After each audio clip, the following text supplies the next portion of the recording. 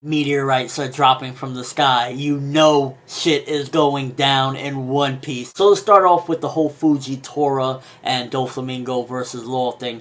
One of the big questions that came to my mind after reading this chapter and that particular part in general is, why didn't Law just lie? It's not like he's this upstanding citizen. It's not like he's averse from lying. So why not just lie and say, Straw Hat is my subordinate? The only reason I could see is either A, it helps out in his benefit even if it's slightly to stall for time or something in this battle, or B, he had a moment of, no, I gotta keep it real, I got pride. And if that's the case, that's the wrong time and place to have pride and, just keep it real, because right now you got a freaking admiral and you got Doflamingo in your face ready to charge at you. Damn. So that whole thing really just had me a little skeptical, but the battle, oh my god. Fujitora's power, summoning meteorites and dropping them down on everybody, like not giving a shit. It really makes you wonder exactly what power he has, because we previously seen in the chapter when he met up with Luffy how he created that giant freaking gaping hole in the ground, and then now he creates a meteorite. Now it's possible that he maybe has the galaxy fruit and he can make black holes and meteorites freaking appear out of nowhere, or it could be that when he made that hole in the ground over there in the bar or whatever, he maybe made a meteorite appear and just create that hole without anybody realizing that there was a meteorite to begin with. So he either has the galaxy fruit or the meteorite fruit, either or something even entirely different that just combines both of them. It's freaking interesting because it's like, he has a total different power. It's not magma, it's not ice, it's not light, it's something totally different and epic. We got a lot of content with this chapter because we also get a little bit more insight onto when and how Fujitora basically became a part of the Marines and became an admiral. It was kind of like a draft. They did this big ceremony to draft people in because they needed new faces. It explains why Fujitora wasn't in the Marine-Ford War. It explains why he's kind of feeling a little bit noobish and kind of unclear of certain aspects of what's going on. It makes perfect sense. And we also get a name of a potential other admiral. The way Doflamingo said it, it seems as though the other admiral that replaced, because remember, we needed two. We already have Kizaru. We needed a replacement for Aokiji and Akainu. And it seems as though this Green Bull guy that was mentioned that he has incredible power as well might be replacing them.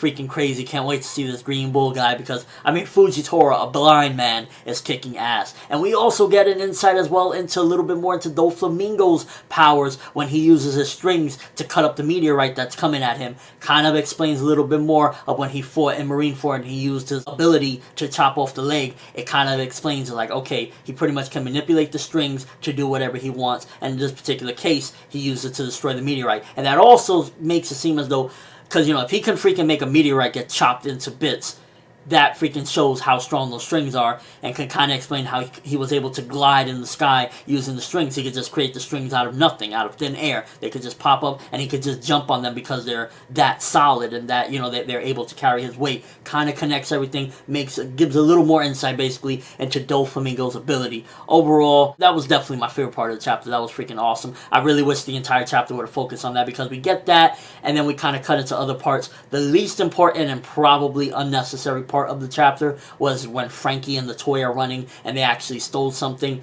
It was very unnecessary. That was probably the low of the chapter because we have a very big high with the battle and then that was kind of just like a breakaway. The other stuff with Sanji and Dancer Violet, I'm loving Dancer Violet. I'm loving Violet right now. It's like, I got a bad feeling because they're going to split up, and usually when people split up, especially a girl like that and she just betrayed them, she might not make it to the rendezvous point. That's my prediction. And if she does, she'll either come back as a, like she's going to be on the side of the Don Quixote family, or something, she's just going to come back bloody or not come back at all and get captured, which is a shame because I think Violet is awesome, but the fact that she's giving Sanji a little play really shows that she might, not make it back, and that would really suck because I'm liking Violet so far. I'm not saying Violet for Straw Hat or anything, but I'm liking that character right now, and I want Sanji to get some.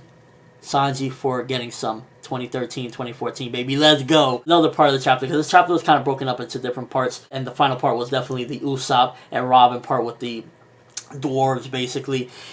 Usopp, I love that he finally went back into that lying mode and it freaking worked out. And for people that skip Skypiea, skip Jaya, say, oh, I'm not watching that, that's boring. you don't know who Norland is. And to see that Oda just threw that in there, it gives you a little bit more of like, hey, you know, he's actually pretty relevant to the story in one way or another. And he came to this particular island in New World, so he's a pretty formidable guy. And I thought that was really interesting. And then Usopp saying, hey, I defeated 50,000 fishmen with my hockey.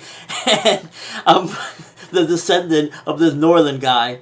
Classic Usopp line. Love that part. Definitely the comedic part. Awesome chapter, honestly. You got the battling part. You got comedy. You got a little romance. Everything you need from a One Piece chapter. The only downfall of it, I feel as though the Frankie stuff was very unnecessary. I mean, it's cool to see Frankie and see what he's up to and see where he's headed towards, but it was really unnecessary. Kinemon showing up next to Frankie is like, exactly what was he doing? Because Kinemon, I still don't trust him or his son. There's definitely something that he's hiding that he's not exactly saying. So I wanted to know exactly, you know, what was he doing? What was he exactly doing off screen? That was something that caught my eye. But overall, we got a lot of content with this chapter. Definitely got to give this one again 4.5 out of 5. The only small part of the chapter that I thought was disinteresting and unimportant and irrelevant to what was going on was the Frankie part. So many questions. First of all, why didn't Law lie? Would have saved his ass big time. What is Fujitora's power overall? You know, what exactly is his ability? And just, how the hell is Law going to get out of this? You know, I'd imagine the Straw Hats are eventually going to make their way towards the battlefield because Sanji is heading towards the factory, but they might, you know, get word of what's going on. And overall, it's just, right now, we're in chaos right now, and I'm loving it because this chapter is, like, so much going on and giving you a bit of everything that you need in a chapter. But that's all I have for this review. Thanks for watching. Hope you enjoyed. Thumbs up for this crazy battle that's going on. Law, how you gonna make it? I don't know. Ooh, I can't wait. Up in the world, and as always, people, have an awesome day.